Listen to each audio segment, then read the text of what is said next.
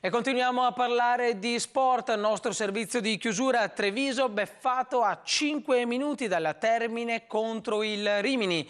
È finita, ma i biancocelesti hanno buttato la vittoria. Sentiamo.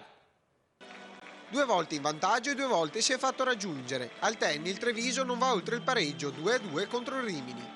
Nonostante il risultato, i biancocelesti di Zanin rimangono in vetta al campionato con il Casale che si avvicina ad un punto dopo la vittoria sul Borgo Abuggiano. Il primo tempo è tutto dei padroni di casa. Al primo minuto Perna di testa manda alto. Al settimo minuto Ferretti sbaglia l'aggancio e Scotti para.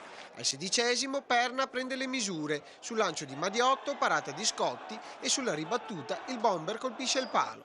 Un minuto dopo arriva il gol del Cobra. Il Rimini si fa vedere invece con Baldazzi, ma il tiro di Stendardo a chiudere il primo tempo. In avvio di ripresa si fa vedere il Rimini, prima con Baldazzi e poi su punizione di Gerbino Polo. Al 62° si addormenta la difesa del Treviso e Valeriani beffa in pallonetto Sartorello. Al 65° di nuovo in vantaggio il Treviso con Di Girolamo su calcio di punizione e un gol da favola. I biancocelesti si fanno raggiungere 5 minuti dal termine, angolo e colpo di testa vincente di Zanigni. Diciamo che abbiamo arretrato un po' troppo il baricentro al centrocampo e abbiamo subito onestamente un po' troppo la pressione del Rimini. Chiaramente noi dovevamo chiudere la partita al primo tempo perché abbiamo avuto la traversa, il palo di Perna, poi subito dopo abbiamo fatto il gol e quindi là in quel momento là il Rimini era alle corde.